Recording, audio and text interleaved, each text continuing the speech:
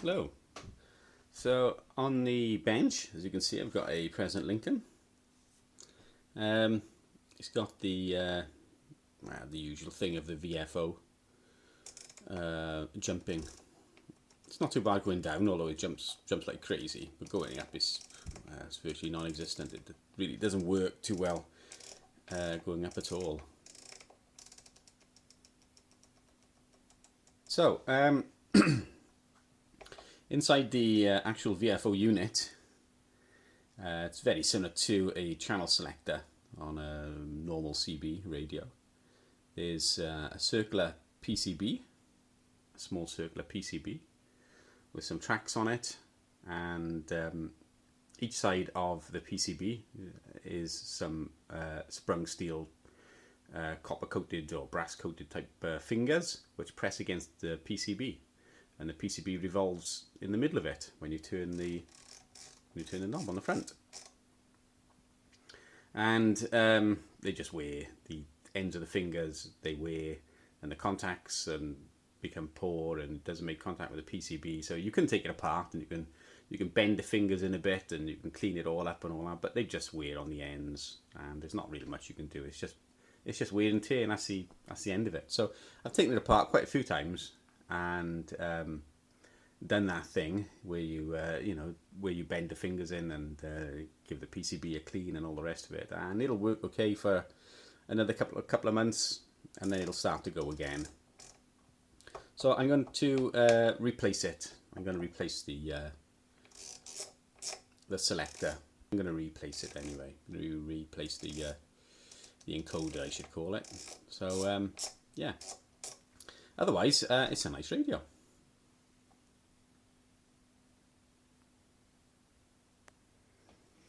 So remove the screws.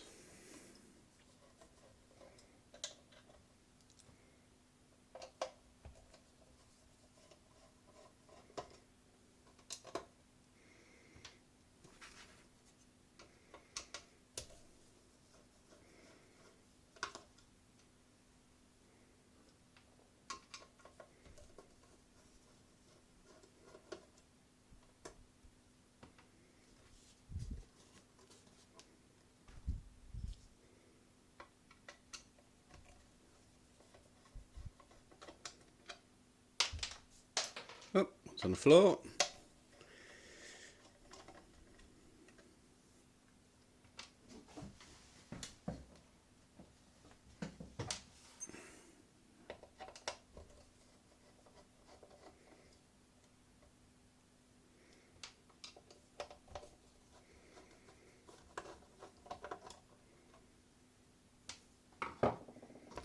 Okay.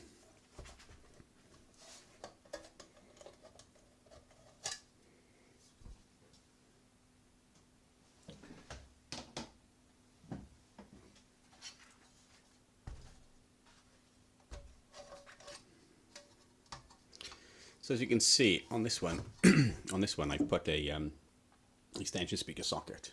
So this is a real nice condition Lincoln.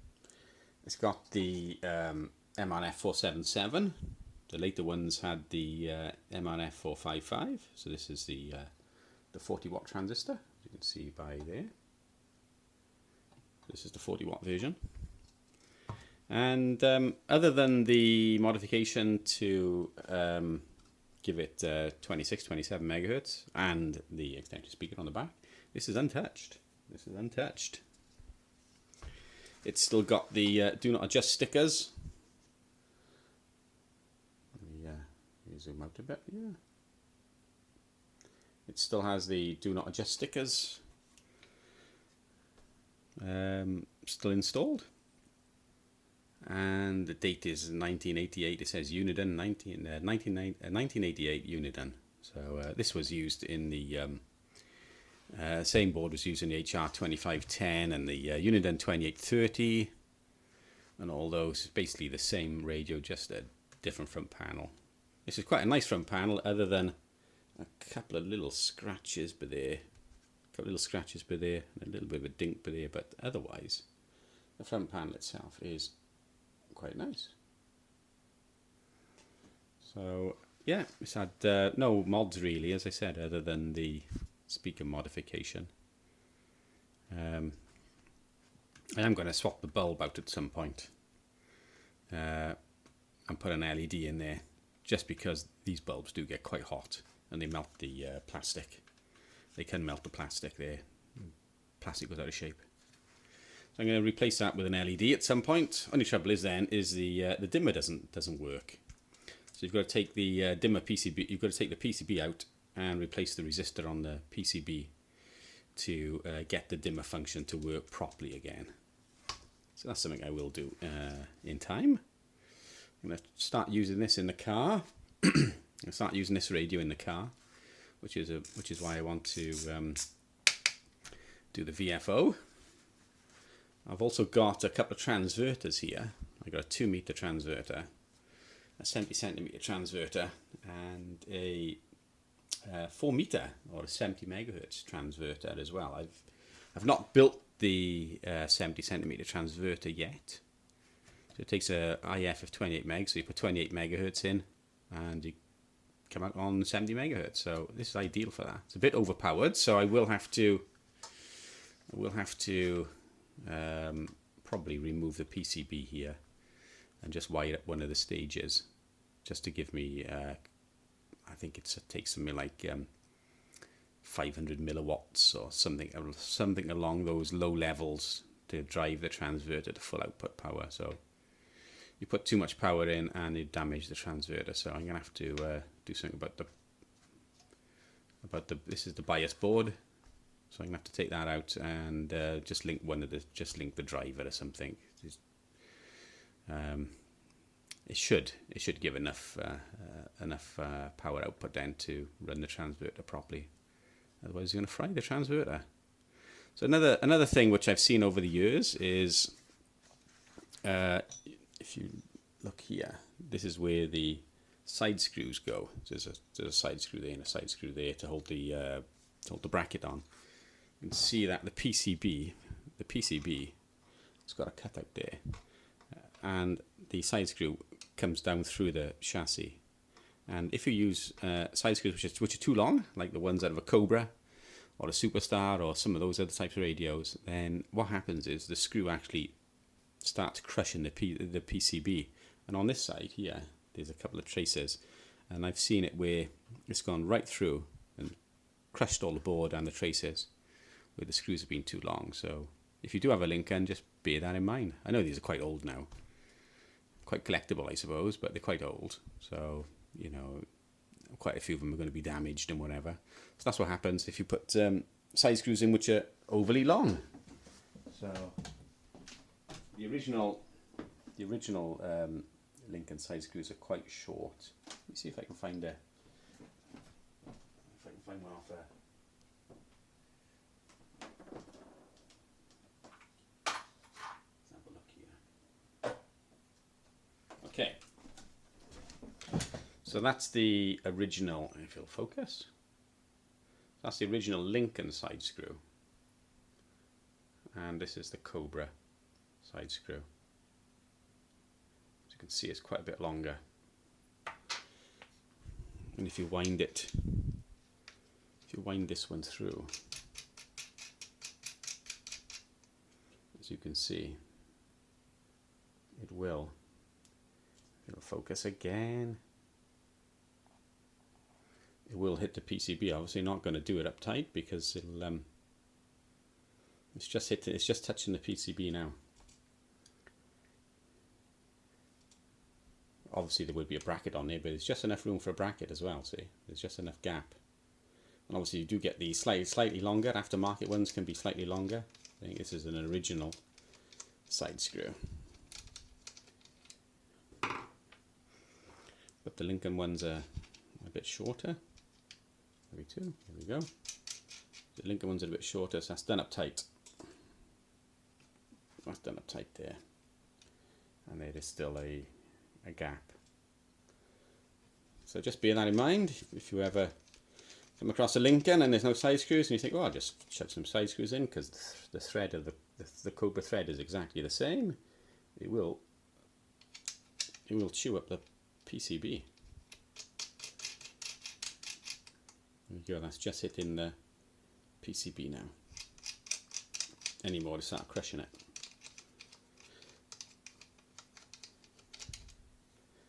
So let's get on and do the VFO.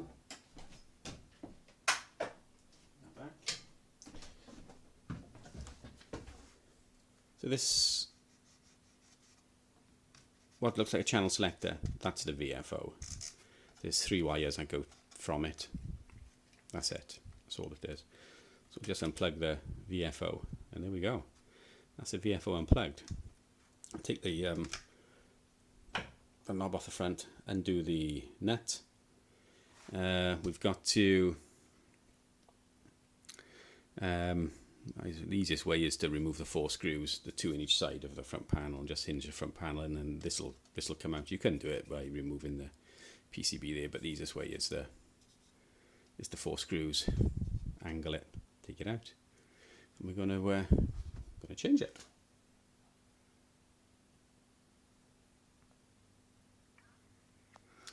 So this is the original VFO, which is now out. So obviously you take the knob off the front, undo the nut, remove the washer, take the screws out to each side so you can angle the front, and it just comes out of there, and it's just plugged into this socket here. So that's all it is. It's very similar looking to the Uniden channel selector, which you get in a Superstar Cobra and all the other types of Uniden type radios. So yeah, I'm not going to be using this or the PCB. So I'm going to unsolder the wires and connect it up to the new selector. Okay, so what I've done is I've removed the 3 wires off the PCB here, and I've wired it up to one of these types of encoders. This is a sort of encoder which you get with Arduinos. So it's that sort of encoder used with Arduinos and things. I bought a few of these for the BitX 40 radios I've got, so it works for those. So there's the 3 connections. They're only just tacked on for now. I'll do them a little bit better. This also has a switch, which is not fixed up at the moment. So these 2 contacts here would be the switch. So what I'm going to do is I'm going to run 2 wires off here to the span button, so that instead of having to constantly go back from the VFO to the span to alter the cursor, you can just turn it to get the frequency you want, press it, it'll alter the span, then back to altering the frequency, then the span, and there we go. So let me just angle the radio. Obviously I've got to be careful, I don't want it to flop around and short anything in there. So let me just angle the radio, the camera, so we can see the front of the radio. So I've had to angle my phone camera, because I'm using the camera on my phone to record this. So I've had to angle the phone camera so we can get it into focus here. So as we can see, we now turn the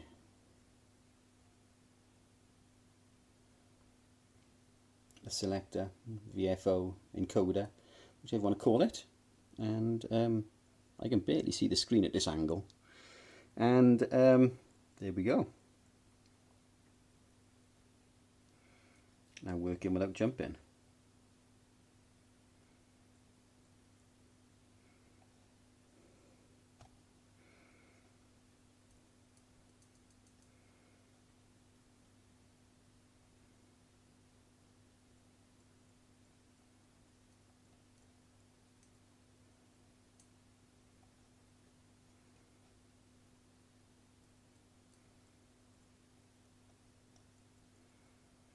Okay, so there we go. That now works. And these encoders are something like about, I don't know, about £3-ish or somewhere around about there, depending where you get it from. But about £3. So my next thing is to wire it up. Let me just turn this off a minute so that we don't get any issues. And plug it. Unplug the power. Easier said than done when you're trying to knock things over. So power unplugged. On the safe side. So put the camera back on the stand. So what we'll do now is I shall wire this up correctly or nicely. Bit of heat shrink sleeving over there. I'll cut these solder lugs off here.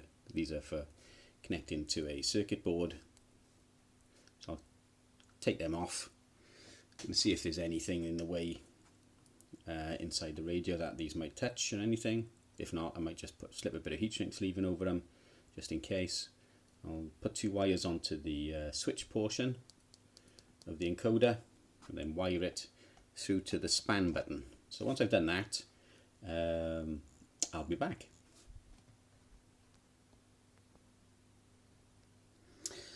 Okay, so the wiring is done. The replacement VFO is in, or encoder. Encoder is the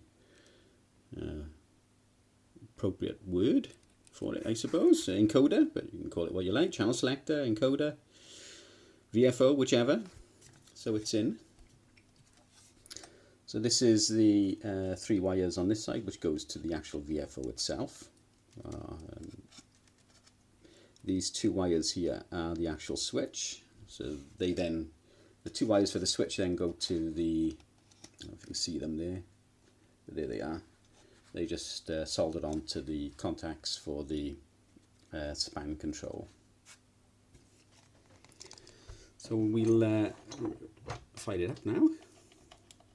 There's only one slight difference, and that is the actual shaft here on the actual shaft on this encoder is shorter than the original shaft. So the VFO knob does actually fit, but you can't push it on all the way. You can't push on all the way anyway because you need some room for the switch to move back and forth. So it does go on. It does go on nicely. So let's try it. So we have, I don't know, let me see if I can zoom in a bit. Okay, let me angle the camera. Okay, there we go. So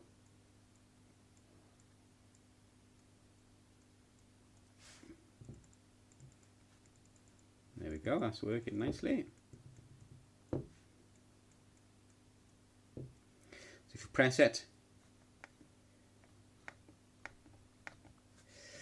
I'm trying to do it with my thumb because I'm pushing the radio back. So if you press it, the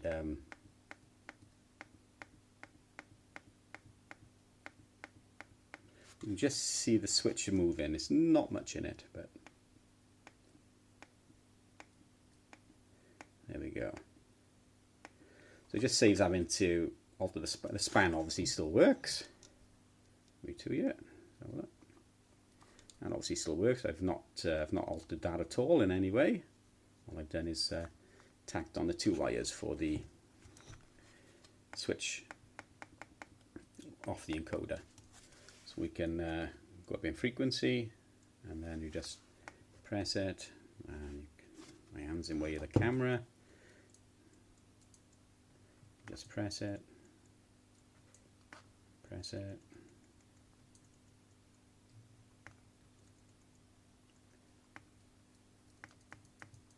So there we go. The linking is now done.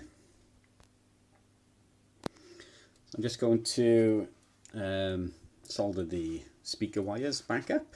I might have a bit of a look about, see if I got a better speaker first off before I do it.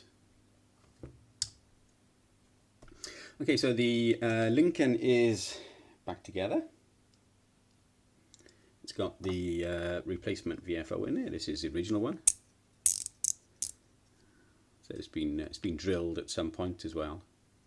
I didn't do that. This was before I even had the radio.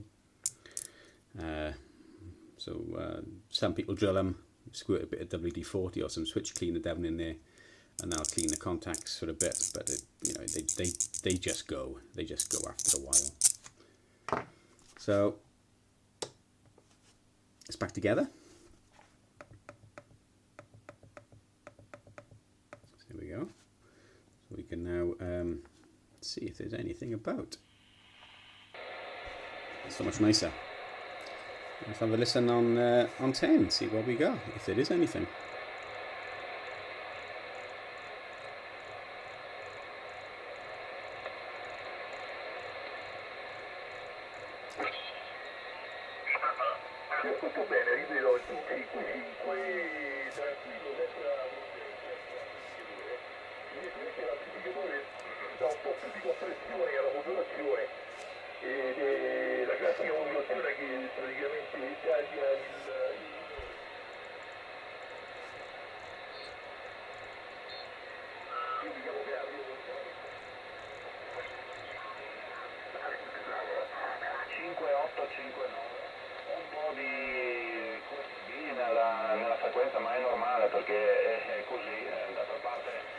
So the antenna I'm using is the vertical, the 5/8 wave vertical. It's about maybe 12 feet or so, 12 feet up in the air to the base of the antenna.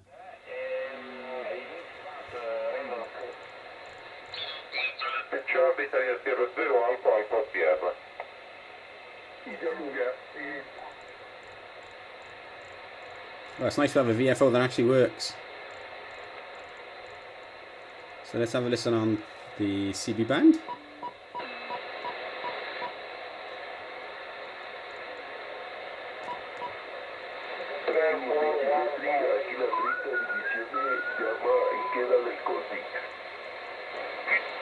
Turn the lights out.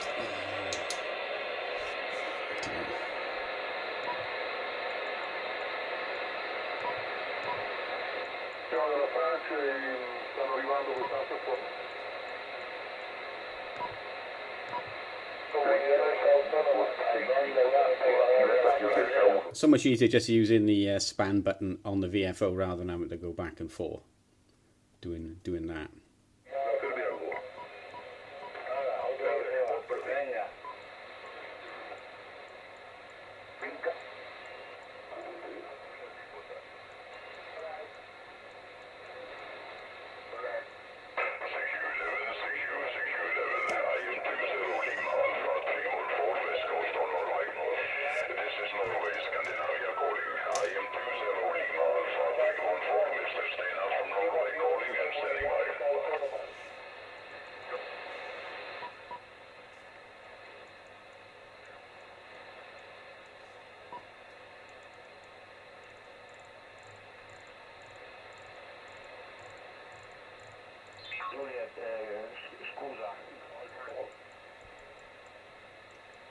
See, the camera is not picking up the screen too well. It looks like these are faded, but they're not.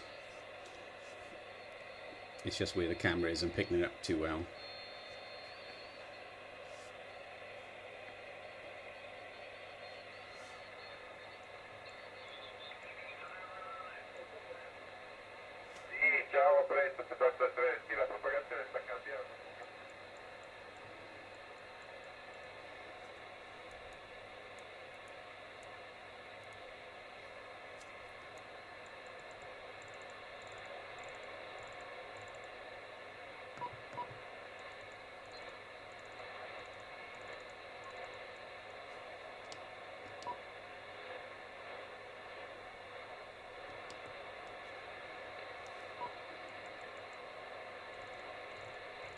So it's nice to have it back up and running.